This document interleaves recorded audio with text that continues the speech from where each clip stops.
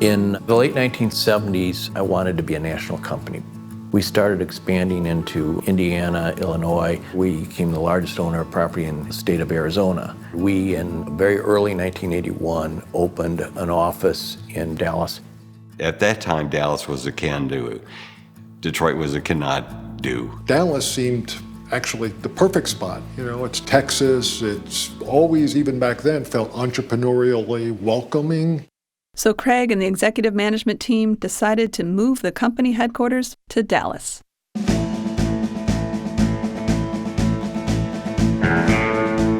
We moved about 90 families. It was hotter than blazes. It wasn't South Fork Ranch in any respect, so that was quite a surprise.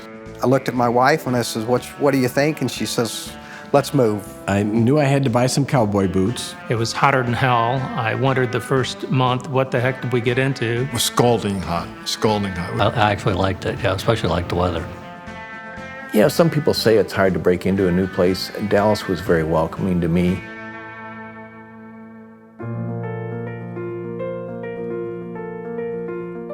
Good evening. I'm speaking to you tonight to give you a report on the state of our nation's economy. After Ronald Reagan became president, there was an effort to get the economy out of the doldrums, and they passed the Economic Recovery Act of 1981. It looked like it could have been written to help people who were doing what we were doing. We were using tax benefits as a way to raise capital to buy apartments.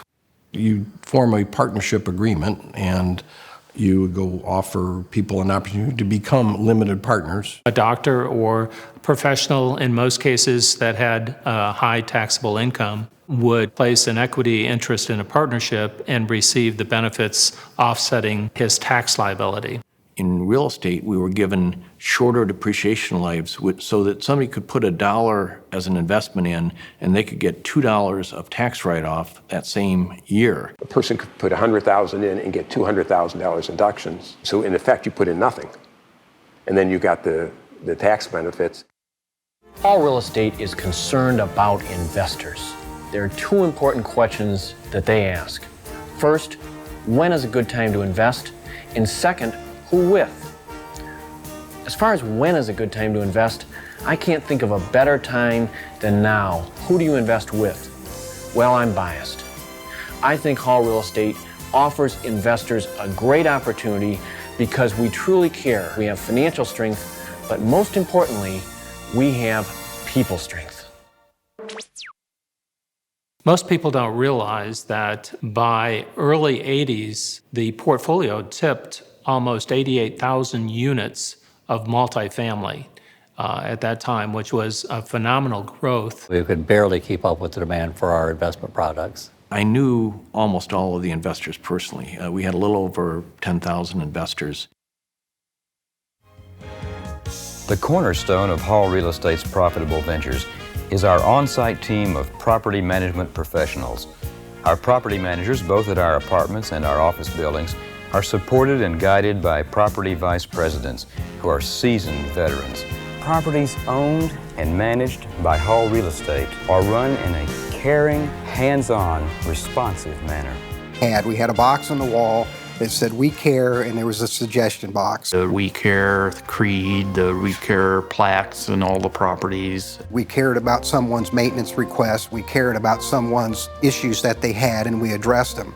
I think the management philosophy was top-notch from start to finish. We were planning to not just grow and be big, but to be good. And we created a university for training for our property managers. Our vision was to create a large operation that was really quality. Everything from then on that we would purchase, we'd rename to tree names.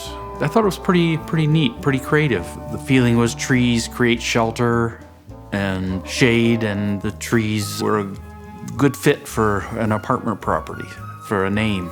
Could move from one city to the next and, recognize there was a tree and the name of an apartment, and therefore that branded that as a Hall-type property.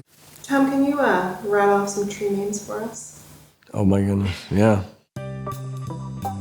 Okay, lemon tree. Green tree. Wind tree, and plum tree, peach tree, and I'll just do them alphabetical. Ash tree, amber tree, aspen tree. Some that just didn't seem to fit with a tree name. West tree. Crystal tree. Copper tree, lodge tree, harvest tree, Carriage tree, desert tree. pebble tree, oak tree, Oh man, I need Larry Harris here. bramble tree, bent tree.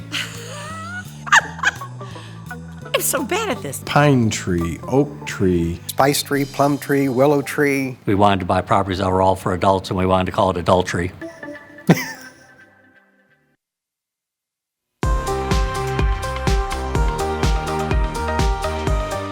Good afternoon, Hall Real Estate Group. We were growing like crazy. The pace that Craig set was beyond belief. everything was expected. There was no, I can't do it. Everybody had to work and work very hard. There was many nights that we would have board meetings until 2 in the morning, 3 in the morning, and turn around and come back at 8 o'clock in the morning. He motivated you, made you think you can do more than you could do. And looking back with history, it is like, well, we did that. We didn't know how to do that. It didn't matter. I think all of us thrived on it. It became like an adrenaline. You know, who could work longer, harder, you know, who was there on Saturday and Sunday. And it was fun, but it was addicting because you could see the success. We would set goals and everybody go back and really focus on hitting those goals. And when you hit them, boy, you felt great.